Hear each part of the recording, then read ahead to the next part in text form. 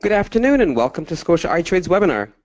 My name is Conleaf, the Client Education Specialist with Scotia iTRADE. I'm pleased to present to you today Short Selling with the Market Guys. But just before we get started, let's just do some quick housekeeping items and then we'll jump right into the webinar. So you should be able to hear me now. Your sound quality on your side should be good. However, you can always check this by clicking on the sound check link that you see there in your GoToWebinar panel.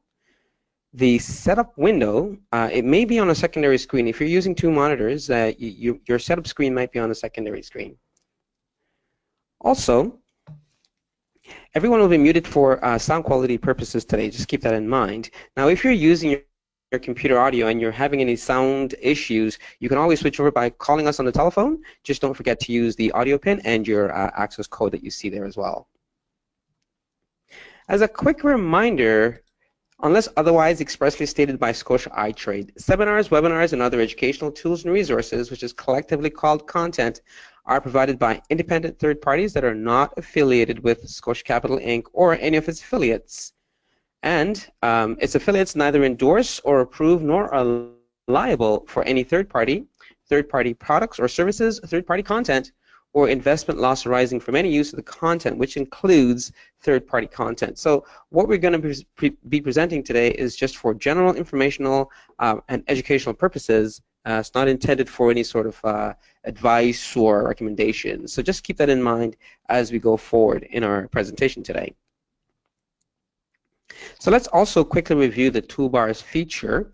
The orange arrow that you see at the top of your GoToWebinar toolbar there can be used to minimize or to maximize the screen. Just click on it if you do note that the panel has disappeared.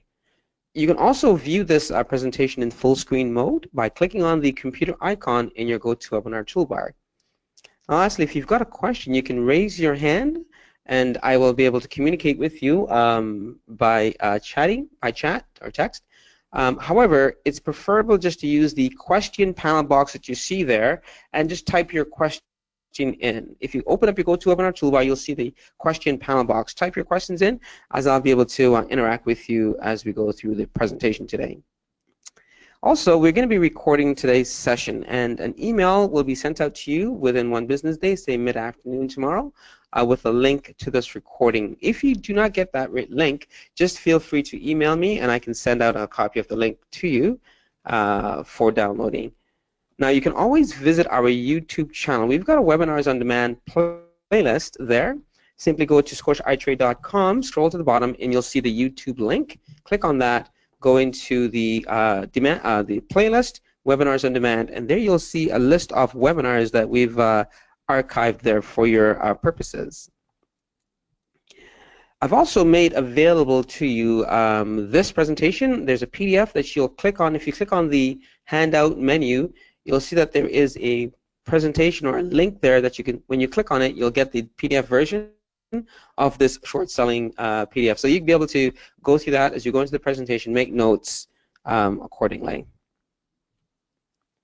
Today, our presenter is AJ Monte. AJ is the Chief Market Strategist with the Market Guys. He's a chartered market technician with over 30 years of experience in the financial industry, currently serving as the Chief Market Strategist for the Market Guys. AJ teaches professionals and novices alike innovative techniques that help to accumulate and to protect wealth. He's featured on ABC, Fox Business, and PBS Television, as also on the Serious Money Radio.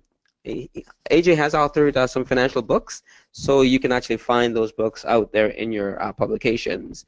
He's known internationally for his financial education seminars. So at this point, I'm pleased to present to you AJ, who will facilitate for the next 30 to 40 minutes. And then I'll come back in for a quick wrap-up. Also, there will be a Q&A session for you as well. AJ prefers to have a live, ongoing interaction, so please feel free, if you've got any questions, just type them into the question panel box, and I'll get them over to AJ, and he'll be able to respond to you. So at this point, I'm going to be passing you over to AJ for the presentation. Thank you very much, Conleaf. I really appreciate that intro, and welcome everyone to today's presentation, which obviously here you can see is short selling. Short selling is not a basic concept. So if you're brand new to trading or investing, I would suggest you just sit back, relax, at least take in the content, and then as you learn about short selling as a strategy, you could then paper trade or practice trading short selling strategies before you actually go into the market and risk any money. I'm a big believer in practicing before you actually go in and take risk in the market. You know, years ago, back in the early 80s when I first got involved in the markets, I was a commodity trader, and as a commodity trader, short selling was the other half of trading. So in other words, you would buy a stock on the long side, which was the most popular strategy in the world of investing today, especially in the stock market. But commodity traders would buy a particular commodity, they would wait for the price to go up, and they would sell it and hopefully make a profit in that transaction. Well, commodity traders also were very good at making money on the way down. And that's actually what this strategy is all about. It's teaching you how to make money when prices are dropping.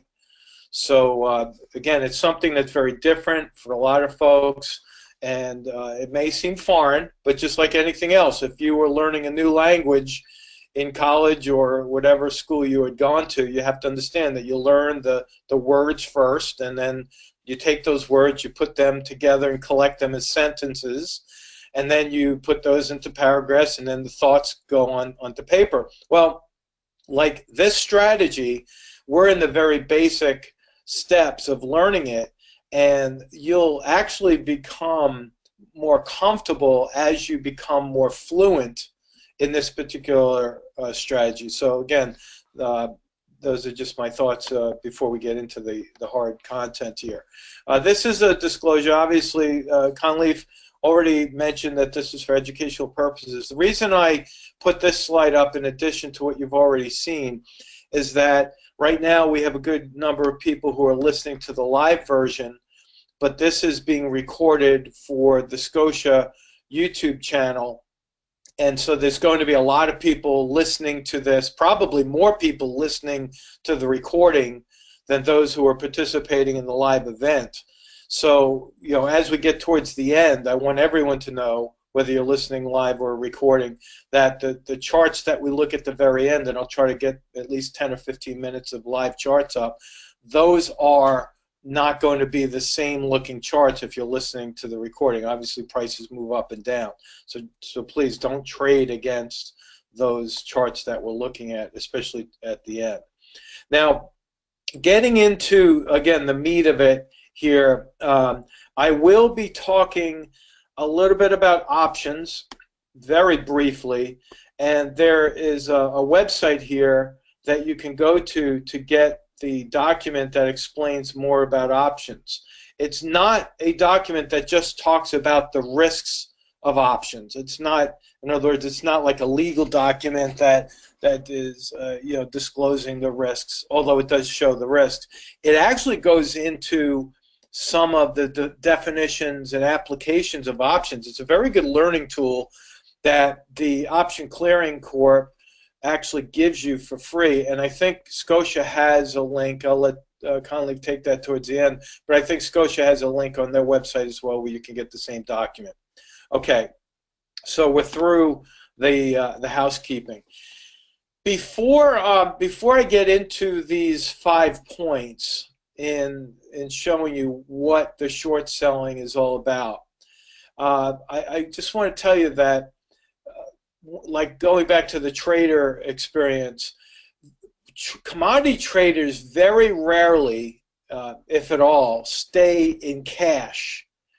They're always in the market. They're playing the market on the way up. Then when they notice the signals where prices are dropping, they'll reverse their positions entirely, and then they'll go and they'll just reverse and make the way down. So they're never in a place where they're just sitting on cash. It's very interesting because commodity traders know, especially, that You make money on the way up, you make money on the way down, so why be in cash? Always be productive if you can, and stay in the market. Again, these are the way the professional traders think. Now, when you're short selling for your own account, like I said in the beginning, it allows you to make money on the way down, but it's not a long-term strategy. I'm kind of hopping around here. It's actually a short-term strategy that requires the use of technical analysis as the main tool for picking your entry points and your exit points. So because you're making money, you're profiting on the way down, well, what happens on the way up? Well, if you're positioning yourself to make money on the way down and instead the market goes up, that's where you're going to be exposing yourself to the risk. It's going to be if the market starts to tick up. So please keep that in mind as we look at some of these charts, so that you know it's not something that you should hold on long term, especially if the stock starts moving against you and starts going up. It's not one of these things where you say, okay, well, I'm going to start off with a short-term strategy here, but I'm going to wind up just holding it for the long term if it doesn't work out. That's not what you should be doing with a short sale in your account. Now, again, if you look at the, let me just close my audio panel down so I can see this a little bit clearly. Now, if you look at the risk management component here, I'm going to tell you that, and I'm going to put this in red. The risk management is a non-negotiable, and what that means is your risk parameters are actually set in place before you actually take the position. So, in other words, you're pre-calculating what that risk is going to be ahead of time, and if the market starts ticking up against you, you know the exact place, the exact price where you'll be getting out. And that's why I say it's non-negotiable, because a lot of people, and you may have been in this position before, a lot of folks, what happens is whether you're long a stock or short a stock, they'll get into a position, they'll start to lose money.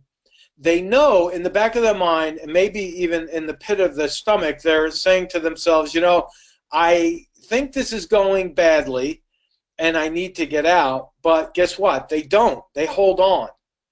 And that holding on or refusing to take the loss is actually what leads people into a catastrophic loss. And so the risk management principles that I teach are mainly based on the 1% rule, which I'll get to in about 5 or 6 slides. The 1% rule is something that I brought to the equity markets many years ago from the commodity market. So the risk management strategies that I teach actually were rooted in the commodity industry, but I transferred them over by more or less tweaking some of the numbers to fit the equity trader in a more comfortable way. So please remember, it's a non-negotiable. If you start to negotiate and say, "Oh, I'm going to renegotiate. I'm going to change my stop price or my get-out point because I think tomorrow the news is going to get better." Again, that's a big mistake, and you don't want to do that. Okay. Now, here are, if I could call this even a recipe card, this is what the recipe card would look like. It's basically 5 steps that we get into with the position. And before I get into the details of each one of these 5 steps, let me give you a picture here that's actually based on a real life scenario. I'm going to give you a picture of a consignment shop. If any of you have ever been into a consignment shop, you a lot of times are looking at used products or used items that are sitting on a shelf, and the person who owns the consignment store does not own or possess any of, well, they possess, but they don't own any of the items that are in the store. In fact, each one of the items are borrowed from someone who owns the item. And this is exactly how it works. So I'll give you the picture of the consignment guy first, and then I'll cross over into how this works in short selling. Just so happens my father-in-law, who is in his mid-80s, spent a good part of his life, the majority of his life, I would say, building and rebuilding boats. Up in New York, especially in Long Island, he had a marina. People would bring their boats to him. He would repair them, fix them, make them look like brand new. And every so often, he would come across a boat that was for sale at a very cheap price. He would put his time and money into restoring that boat, and then he would sell them. Well, just so happens my father-in-law still does that to keep busy in his 80s, but he doesn't like the selling part. That's something he doesn't really like to get involved in. So I introduced him to a fellow named Frank. Again, this is all true stories here. Frank owns a consignment shop here in Florida where he has a pretty big piece of property, and I introduced him to my father-in-law. This was a great introduction because Frank is absolutely in love with the boats that my father-in-law restores, because he brings them back almost to brand new. Now, my father-in-law actually gives the boats to Frank on loan so that Frank could keep them on his lot, and then as people come by, Frank sells the boats to the general public. Now, for a moment here, I want you to think about Frank, the consignment guy. How does Frank make his money, actually? Think about that. Now, I can't see any answers coming up. I don't see. If you want to respond with an answer, type it into the Q&A box there. But Frank actually does not have to lay out any money whatsoever for the boats, because my father-in-law is loaning the boats to Frank. Okay, so think about that. Frank gets the boat, and what happens is, before Frank sells the boat to the general public, he negotiates a price with my father-in-law. So let's take an example here. Let's say that there's a particular boat that my father-in-law has given Frank to sell, and my father-in-law says to Frank, Frank, I really need $5,000 for the boat. That's what I need to make back my costs and make a little bit more money. I'll loan you the boat, but I need $5,000 in return when it's sold. So Frank agrees to that because Frank thinks in his mind and from his experience that he'll be able to sell it for more than $5,000. So Frank finds someone who's willing to buy the boat. Frank sells the boat to this particular person for $6,000. Now what happens at that point? The person takes the boat. Frank now has $6,000 in his hand. You follow me so far? This is exactly how consignment shops work. So Frank goes back to my father-in-law. My father-in-law gets $5,000. Frank keeps the difference between where he sold the boat and where he bought the boat back from my father-in-law. So Frank walks away with $1,000. So again, this, in reality, is actually short selling. Frank sold the boat, which was borrowed.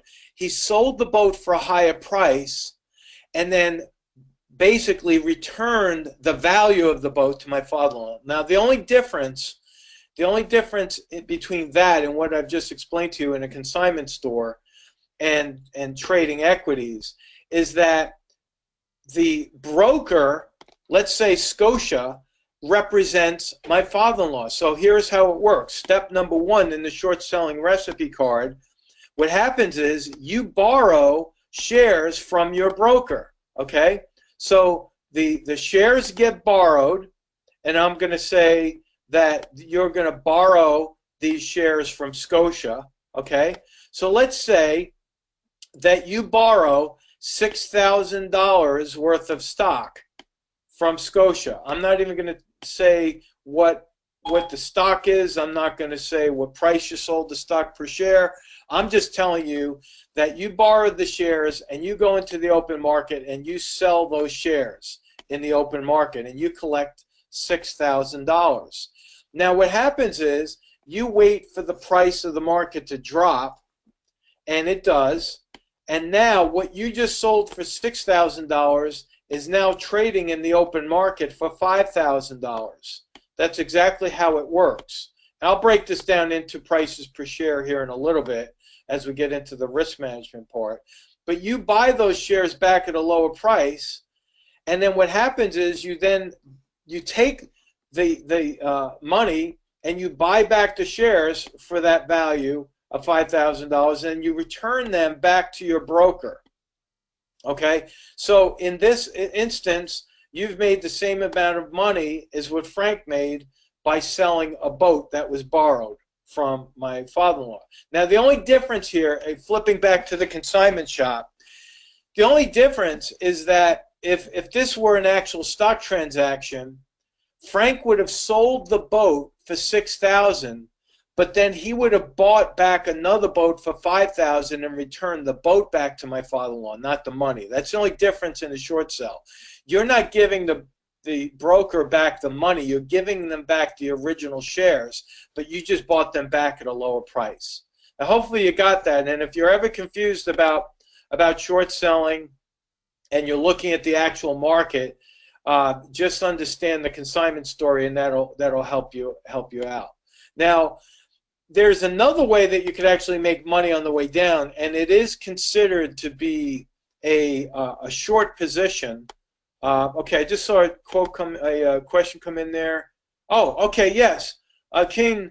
Let me just elaborate on this a little bit, because interest is charged on the stock that you borrow from the broker. Again, that's another little a little caveat there, in that when you borrow the shares from your broker makes money in the form of interest. So for as long as you keep the shares borrowed in your account, as long as you hold on to them, those borrowed shares that is, the broker will charge you a small amount of interest on the value of those shares as they were trading in the open market. Okay. Now, if you have any other questions about what I've just discussed, go ahead, type them in there, and then, of course, we'll take questions in the end as well. But Conleaf and I are both watching the Q&A box so that we're not missing your questions. We're building on this. Now, again, for those who are listening to the recording of this, you can still submit a question to me. I'll give you my email address at the end. All you have to do is type in shorting into the subject line. So if you have a question and you're listening to a recording, you can go right now, email me, and put that question in, and I'll be happy to help you out with that.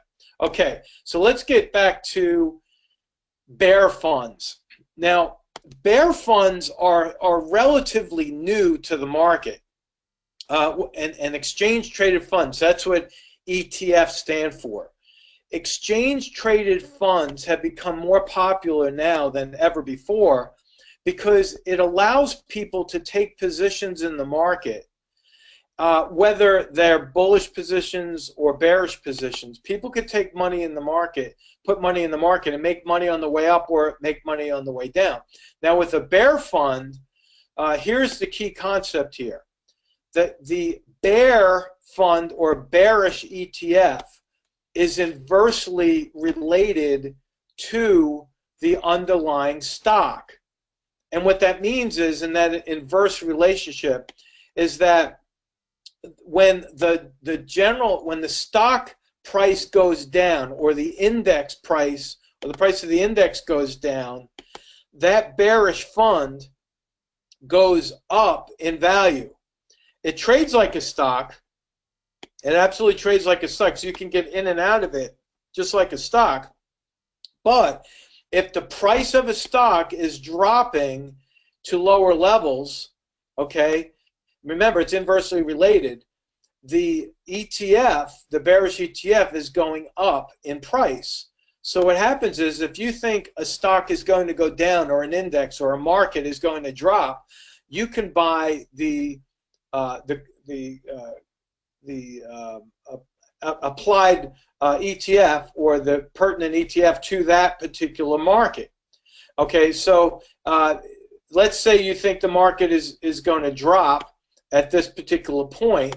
Okay, you go in, you buy your ETF, the market then drops after that, and then the price of the ETF goes up, at which point then you'll sell for a profit. So you're making a difference between the buy price and the sell price, just like you would in any stock transaction. But remember, you're looking at the charts as you analyze the general market, waiting for it to drop, and the charts will give you a signal when that time is right, and that's when you jump into the bearish ETF at that particular point. Now remember, when I talked about risk management, the risk management rule, the 1% rule for managing risk, that is also applied to these ETFs and bear funds, just like you would any stock position. All right. Now, point number 4 here, I'll tell you, I'm kind of putting a lot of lines on the screen here, but just to make my point, you'll get the copy of this in the end anyway, all nice and clean. But a lot of these ETFs are leveraged 2 and 3 times the percentage of the general market. Now, I'm not a big fan of these actually, but I do tell you about them because if you run into them, you have to know that the leveraged ETFs have more risk associated with them than the exchange-traded funds that go 1-to-1 in an inverse relationship. So the leveraged ones have more risk because they're based on a percentage move. So let's say, for instance, that we get a 1% drop in the index that you're tracking. Okay, so the 1% drop in the price of the index will correlate to a 3% increase on the ETF itself. You see how that's a three times the relationship. So that looks great when you're on the profitable side. But remember, if the underlying market goes up by 1% instead of down like you expected, then the inversely related ETF is going to go down by 3%. So you see, that's where the risk is that when you're wrong, you could lose 3 times more than if you had just shorted the market outright. All right, so keep that in mind. It has great liquidity. I probably could change that word from good to great because there are just so many people and even professionals and money managers and different types of funds that invest in these bearish funds because they also become a very, very good hedging tool for money managers that are looking to offset their position when the market starts to get questionable. Now, Steve has a question, and Steve, make sure I'm hearing you right here. Are you referring to the shares in the first short selling strategy or the ETFs? I'm guessing that Steve's question is, are these shares owned by the broker? Now, I'm assuming that you're talking about the short selling strategy here, where if you're short selling a stock and you're borrowing the shares, yes, you are borrowing the shares from the broker who has them in their inventory, but the broker doesn't necessarily have to own the shares. They could actually take, this is called rehypothecation. I know it's a little advanced, but it may be even confusing. But let's say, Steve, that you have a margin account and you bought shares of whatever, ABC stock. You bought that on margin, not with cash, but you bought it on margin. The broker can actually temporarily loan those shares that you bought while you have them in your account. They could actually put them out to be sold short, even though they're in your account, because if you own them and they're sold short, they're borrowed or loaned out, eventually they'll wind up back in your account. But because you're borrowing them on an interest-bearing or a margin account, the broker has the right to go loan those out to other people who want to short sell. So hopefully I didn't confuse you there, but I just want to answer your question there. Okay, so going back, thanks for the question, by the way. That might have been a question that was on the mind of some people that just didn't ask it. So thank you. Okay, so going back to the liquidity, whenever you're shorting or even going long a stock, I always advise people that they stay with the higher volume transactions because you want liquidity. You don't want to get caught in a position where the stock is just not liquid. There is a thing called liquidity risk in stocks that just aren't traded all that often or have very low volume. So you have to be careful of that. I would not recommend you short a stock that has low volume.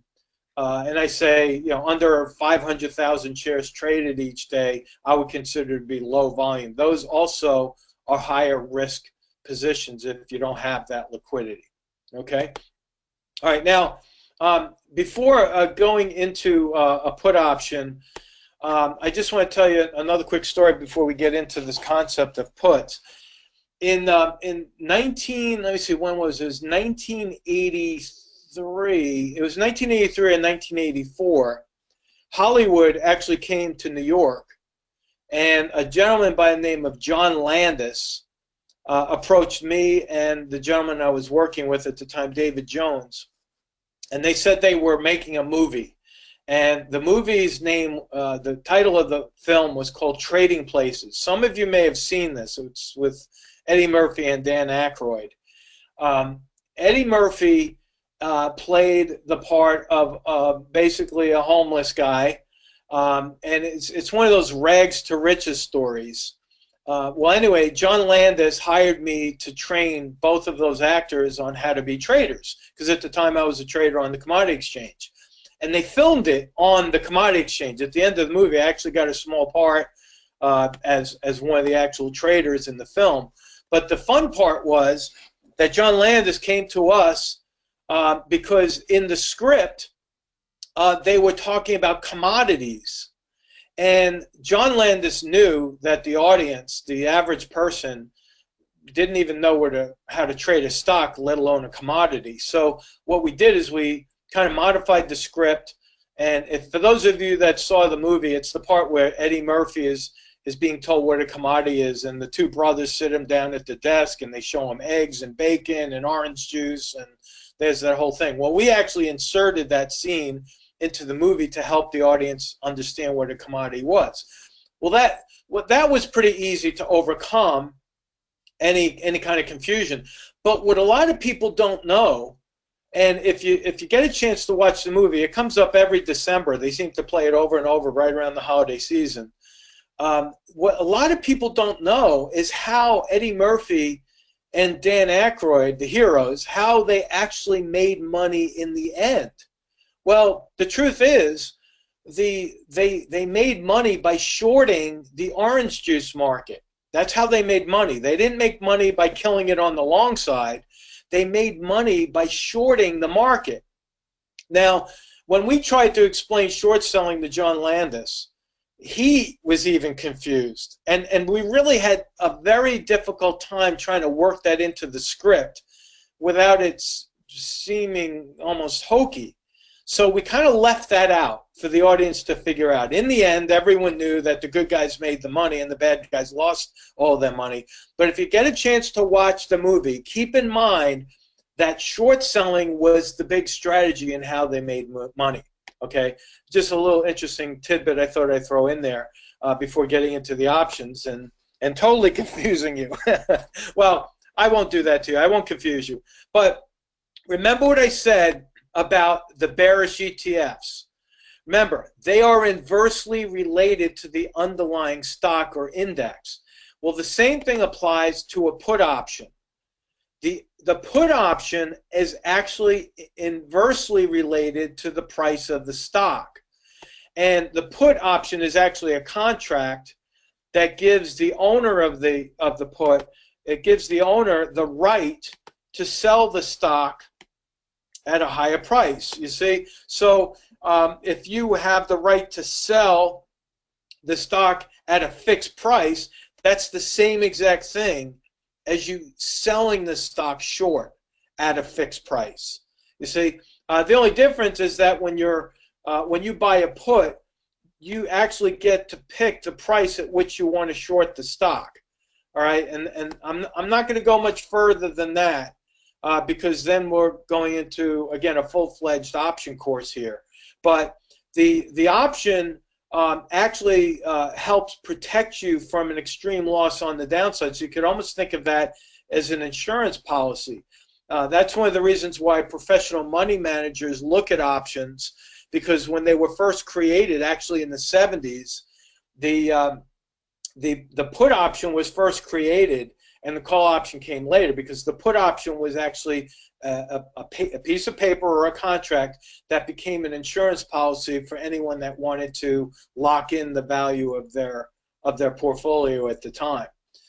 Fortunately, I was one of the very first people in New York, on the commodity exchange in New York, to actually ever trade an option on gold. And it was quite the experience, because I knew nothing about options. Knew nothing. I was brand new to the market. I was brand new to commodities. I was fresh out of the military. I was learning. Options was very, very confusing for me in the beginning, but I committed to investing time and effort into learning the options, and now it's actually a passion of mine. I look at it as a game in the markets. So if you do have an interest in learning about these, remember, go get the options, characteristics and risks of standardized options, get that document, read it, read more books about it. There's plenty of books about options. Become familiar with puts or calls. Practice them. Practice, practice, practice before you put any money. And then when you're actually ready to trade, what I would say is start with the smallest amount, the very smallest amount, so that you're not going to hurt yourself. I'm a big advocate of managing risk, as you can see. Okay, now this is where we start to get into the fun stuff. This is where charts actually help you as I believe to be the most valuable tool. When you are trading, whether it be long or you're trading on the short side of the market, what I would say is you have to learn to be disciplined, especially disciplined enough to be able to remove your emotions. This one word with the capital E right there, emotions, that could actually be your greatest enemy in the market. Because if you don't know how to control or manage your emotions will actually control you. And this is absolutely true. One of the things outside of aerospace that I studied in college, I studied psychology, and I'm so glad I did. It was just a fun elective that I selected back then. But the psychology of investing has a lot to do with emotions and how well you can control or manage those emotions.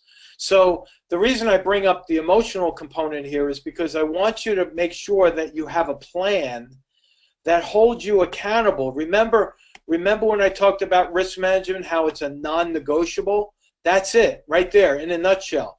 If you have a plan that holds you accountable or helps you adhere to a risk management plan that minimizes loss, then what happens is that eventually helps you control the emotions. Because when you ultimately do suffer a loss, it'll be a very small one, and it won't bother you to the point where you're going to lose sleep over it. Okay? Okay, I'm watching for questions. I don't see any questions. Still going. Conley, do you see any questions there that I'm missing? No questions as yet. Okay, all right, just making sure. Okay, so when you have a plan and you're using the charts as your main tool, what happens is you're now really moving yourself from an emotional place to more of a cerebral way of thinking, where you're now reacting to a signal and not reacting to an emotion. So this is where we make the transition, is when we start to use the charts and wait for the signal to make the decision. Okay? And then when you're using the charts, it also helps you with the 1% rule, because you'll see that if you are using the 1% rule, you'll get out at a certain point and you won't get what's called squeezed. If you're short the market and the market starts going up, it'll get painful for you, and people tend to get squeezed out of the market because they don't have a plan. They're just waiting for it to get so painful that they're just going to get out when they can't bear the pain any longer. That's the unfortunate thing, and that's called the short squeeze. All right, now these I don't expect everyone to memorize each one of these trading patterns, but again, the PDF document that you can download at the very end is something that will have this in there, so you can learn how to recognize some of the more popular patterns. I often talk about triangles quite a bit in my presentations. Many times I'm talking about the triangles and how they play with regard to technical analysis. I talk about wedges as well.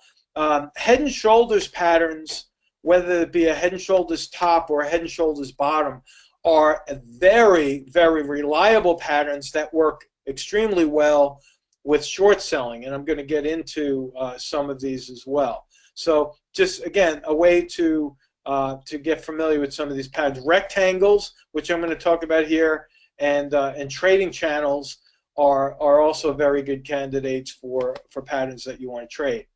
All right, now you'll see, you probably noticed already, a lot of my slides are in bullet point format where I'm giving you 1, 2, 3, 4 steps, maybe 5 steps. But these are the 4 major trigger points that you have to look for when or right before you're getting ready to take a short position in the market. Okay, you want to wait for the stock to pivot down from a resistance point. So I'm going to draw a little schematic here on the right-hand side. Let's say that horizontal blue line that I just drew is an area of resistance where we've noticed that the stock has a tendency to pull back from. So stock goes down, it goes up, and a lot of times it pulls back from this resistance point. So if you notice that this horizontal line that you've drawn on the chart is a resistance point, what you want to do is you want to wait for the stock to pull back and create what's known as a pivot point. It's like an inverted V right there. When the pivot point is formed, that's when you start to jump into a short selling strategy. And another way is to look at this as, okay, let's say you're looking at, again, a head and shoulders or head and shoulders pattern, and then all of a sudden you see the stock is actually reaching a level of support. Okay, so here we have a level of support. I'm going to put a little S there for support. We already saw how resistance works up here. Okay, let's say the stock goes up, it pulls back from resistance, it goes down to support, goes back up, pulls back from resistance, and then all of a sudden you notice the stock is breaking down below the support line. That is another trigger point where you can short the market, right as the stock is breaking down below that key support level. Now I'm giving you the bullet point version. There are some more things that you will learn that will enhance your skills here. You'll notice over time that when a stock breaks down below support, we generally see volume increasing at those points. That's a good thing.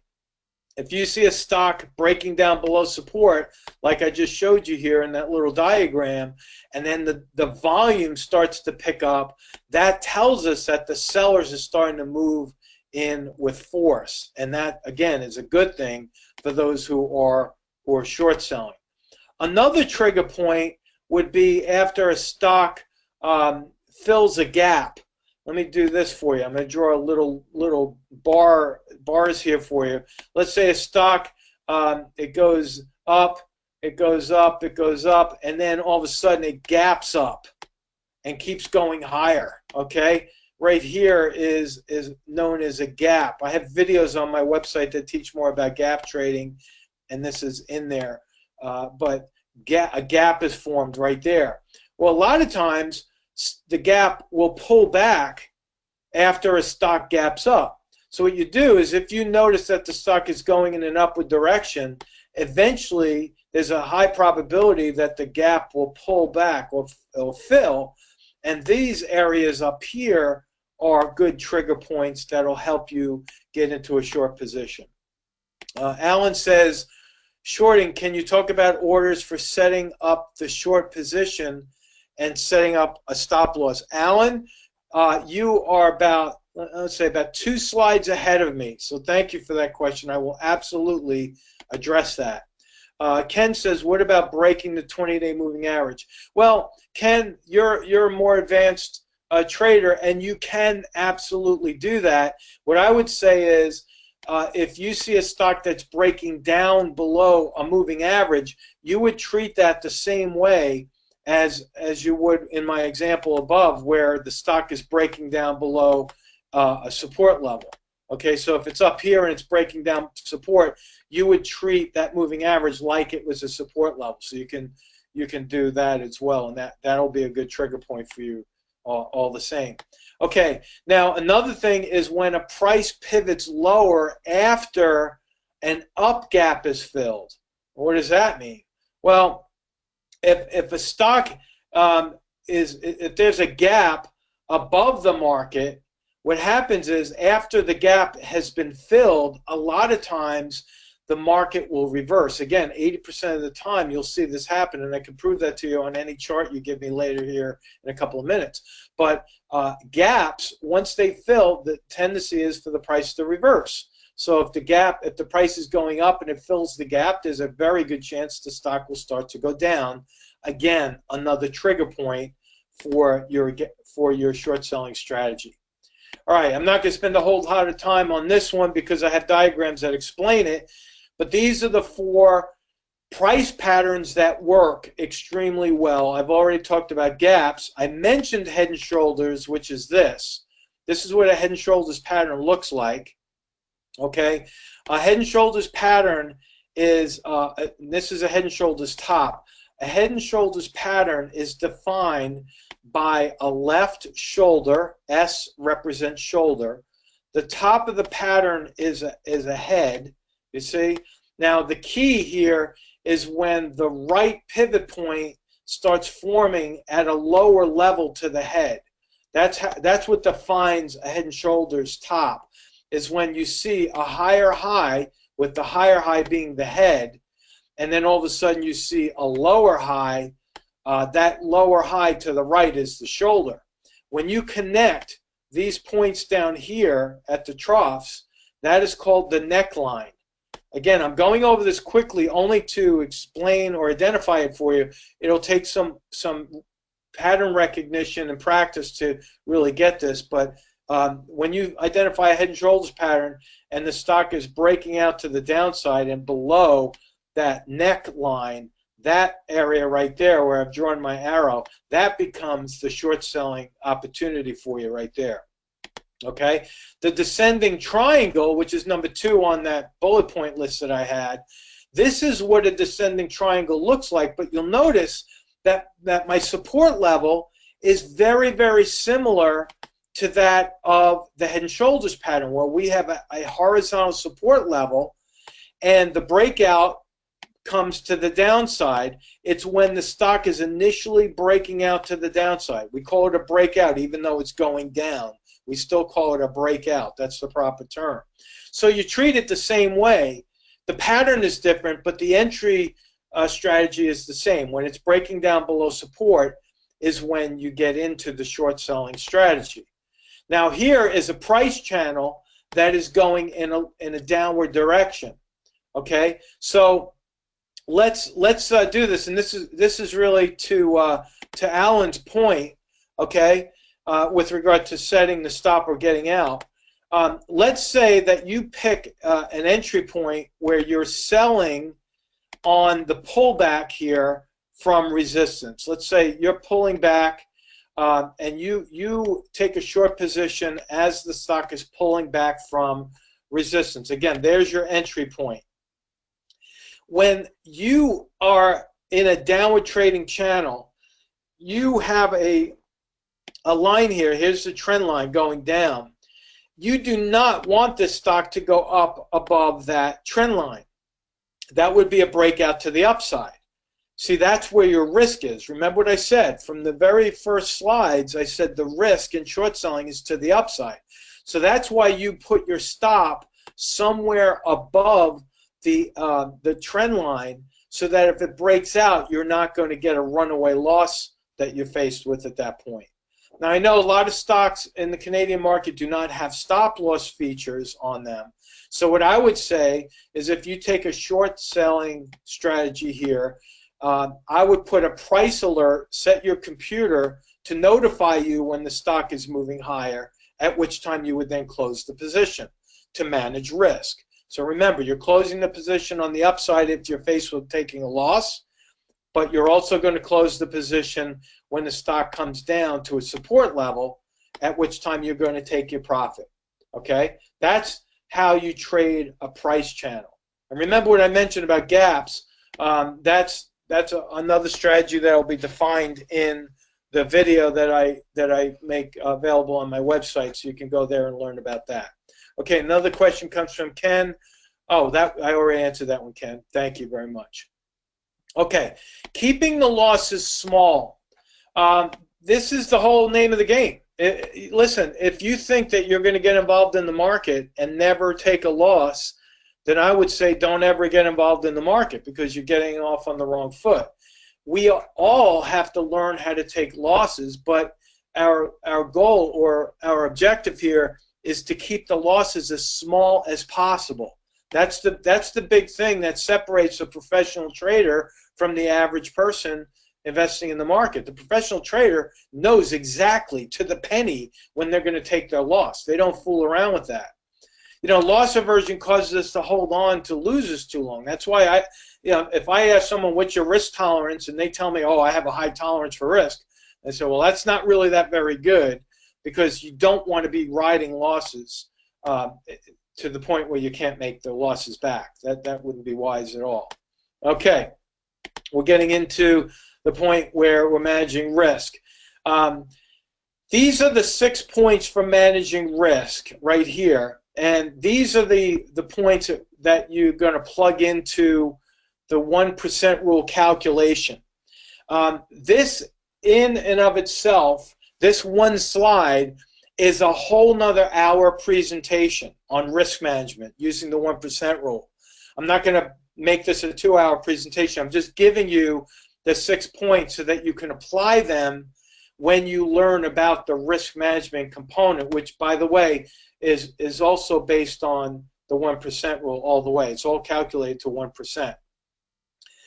This role reversal has made me a lot of money in the past, because it's an interesting concept where when you draw a line of support, what happens is a lot of times the former support, when it's broken right here, okay, when support is broken, a lot of times that support holds as resistance.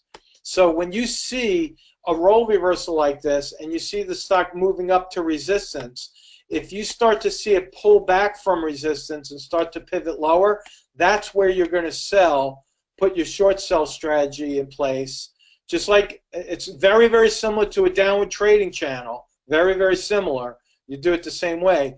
You put your buy stop or you put your price alert above that newly established resistance level. This is an extremely important pattern that you want to memorize. Burn it into your brain, and I can tell you that almost every single chart that I look at will have a role reversal pattern somewhere in there. All right, the 1% rule is pretty basic in that we're establishing our 1% to size the position. And what I mean by that is the risk amount that, in other words, if I was to put this in a sentence, what I'm saying here to the market is I am not going to allow the market to take more than 1% value of my total account. That's all it's saying. So if 1%, I'm using 100,000 as the model account. You can extrapolate and use whatever number you want with, to pertain to your account. But let's say you have an account of 100,000. Your risk amount is only going to be 1% of that $100,000 account. So that risk amount is going to be plugged into a formula, right? So that's what the 1% represents. Step 2 is we're going to calculate how much we're willing to risk per share. So in this example, in step 2 for managing risk, if I sell the stock at 45 and I wind up getting stopped out at 47 because it went higher and not lower, then my ultimate risk is going to be $2 risk per share. Hopefully you're following that. If you have any questions, throw them in there. So if I wind up losing $2 on my risk per share, that might mean 4% of the stock price, but it's still only going to limit me to 1% loss in my account. Here's why. If I have a risk per share that I've calculated at $2, the way I calculate how many shares I get to trade is by dividing the $2 into my risk amount. So I take the $2, divide that into the risk amount, and that's going to tell me how many shares I get to short.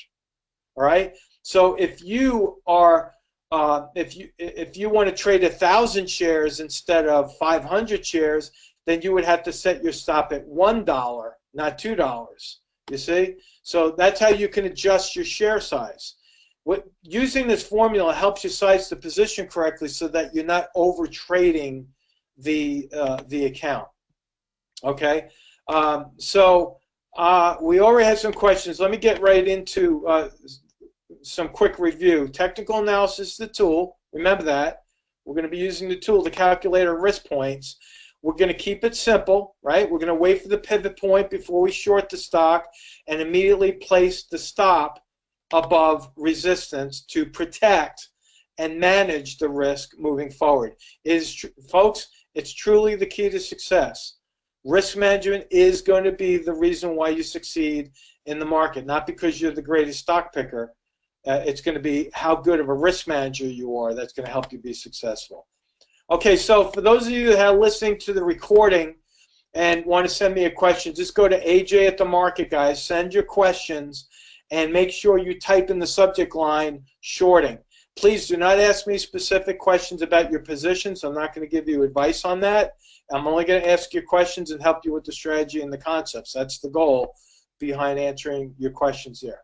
Kindly, if we have a little bit of time to go over some stocks, would you want to take control of this and go to the live charts? And if anybody wants to submit a stock symbol, go ahead. Put a stock symbol in the Q&A box, and Conley will plug that in, and I'll show you the different places on the chart where there might be a short selling opportunity. Who wants to be the first one to put in a stock symbol? We'll get a little bit of Air. Is it Air Canada? Someone already put that in there? Oh, no. We've got SPY from Kin. SPY. Okay. All right, SPY. Ken. Thank you. So let's see. That's SPY. That's the S&P 500. That's the ETF. That's the exchange that, basically the S&P 500. Now, you have to understand that the S&P has been going in an upward trend. This is, at this point, the way we see it right now, we're not looking to short this at this particular point because it's in an upward trend. However, Conley, if you could zoom in from July to current time, I'll show you where a trigger point might be, okay, if that'll help you. Conley, if you can go back to actually July 25th or 26th, right there, there's a high. If you could draw a horizontal line at 248, go all the way across from 248 all the way to the right-hand side. Remember what I said about the role reversal? Remember that line? We said almost every chart, if you go right to the top there and just draw a horizontal line, there's an area of resistance. Okay, there's an area of resistance that then turned into support right there. You see that? Now, that is a key support level. So if SPY winds up dropping down below 248 and you see the volume increasing as it's dropping below 248, that means the sellers are moving in. So below 248 would be your trigger point. That's where you would go there. And your stop would be somewhere above 248. So remember, the trigger points are going to be breaking down below support like we saw in the descending triangle, like we saw in the head and shoulders pattern, like we talked about with Ken talking about breaking down below the 20-period moving average, which happens to be that red line there, you see? So if it's breaking down below key support, you could short it. Okay, does anyone else have? Joe says Teva Pharmaceutical, that's T-E-V-A. I'm watching the clock.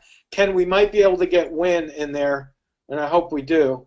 Okay, now, here's a good example. Now, look, Conley, if you could zoom in from July to current time, you can see here's a perfect example, again, of what happened in the breakdown of a key support level. All right, so just zoom in from, I would say you can go to June, from June all the way to present time. Just zoom in there. We might, Conley, if it's okay if I go like 3 minutes over the hour? Sure. I think okay. I are. All right. There we go. Okay. So now you can see that back on, if you could draw a horizontal line from the low on July 10th, just a horizontal line right there. There we go. Horizontal line. That is a support level. All right. Conley's drawing a single line to the right. There's a support level right there. All right. Now, look at the very last green candle just before it gapped down right there. If you look on July 28th, I think it is. See where this, right?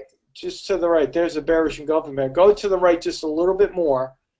To right, right, right, right. 4 more over, all the way to right where it's touching the line. Right there. Okay. On that day, you may not have gotten short. You may not have gotten short because it didn't break down below support yet.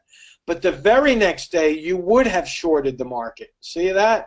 Look at the dramatic increase in volume. You see that? Okay. So there was your opportunity. All those red candles was a short selling opportunity. Shortly after that, there was a bullish engulfing pattern where you would have closed the position and gotten out and taken your profit right there. That's it. So there's a short selling opportunity. Trigger point, breakdown below support. Okay, Ken, we're going to take yours as the last one, win, which unfortunately I know the news on this. Those of you paying attention with the tragedy that happened in Las Vegas, I'm very, very surprised the stock is not a lot lower, but the casino stocks were getting hit yesterday after the massacre in Las Vegas. Now, if you look at this one, let's go to August to September, October. We'll zoom into that once again because there is another key role reversal point that I can see. If you take the high from September, I think it's September 3rd, right there, just draw a horizontal line from that high, the very high right there, and then we'll wrap up with this. But there's the high. There is a resistance high that was broken there that turned into support there. So support right now is right at around $100.50. So if the stock starts breaking down below that support on higher volume, you would initiate the short position, put your stop or your price alert just above that line after you take the position, and there you go. Now, as you learn more and more about trading and the signals, and there's many different candle patterns that you could study that are bearish patterns, like bearish engulfing patterns and such. As you become more familiar with patterns, you might expand your horizons as to the trigger points that you would initiate a short position.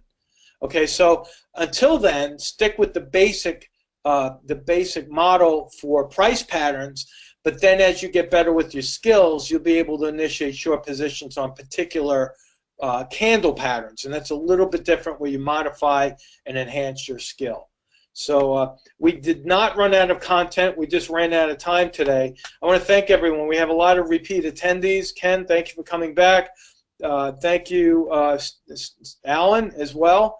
And I appreciate your time and interest. And thank you for allowing me to reschedule this. I had a casualty thanks to Hurricane Irma where I was injured, wound up in the hospital, and Conleaf is calling me, wondering where I am. I totally forgot to call him, but thank you so much for your flexibility and allowing me to reschedule this. And I look forward to the next presentation that we do. Conley, back to you. Great. Thank you so much, AJ. Great presentation as usual. A lot of information, useful, valuable information, so I'm hoping we got all that. So I'm going to quickly wrap up now. I know we're above the 2-hour mark here, the 1-hour mark.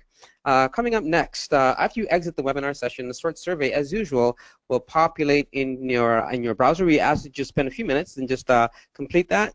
We just wanted to know how we did today and be able to then use your results to guide our presentation going forward. If you've got any other ideas that you want us to be able to present, any other educational opportunities, please let us know that as well too. As I had mentioned before, you can always find other archived webinars on our YouTube channel, or simply email me at education@scotiatrade.com. So coming up, we have two webinars I'd like to let you know about. Cash management using ETFs by Horizons ETFs. This will be on Tuesday, October the 10th. And also, AJ will be coming back to us again, bullish and bearish engulfing patterns. He's alluded to that just now with one of the charts. But in this presentation, he'll be going into the bullish and bearish engulfing patterns with some more details. That's going to be Thursday, October 12th. AJ from the Market Guys will be presenting that to us. Now, you can find these and other webinars under our ScotiaTrade.com website, the Education tab. Click on Events Calendar, and you'll be able to find the webinars and register for anyone that you're wanting to do. So I know we've gone just a little bit beyond time. We didn't get a chance to answer all of the questions or look at all the positions. So the next time we come around, we'll be able to try and get that done for you. So based on that, then, on behalf of Scotia iTRADE and the Client Education Department, I would like to thank you for your time with us. I'd like to thank AJ for a wonderful presentation, great information, and I hope that will be used as usual for your investing success. So thank you very much. Have yourself a really good afternoon, and we look forward to seeing you next time through. Take care.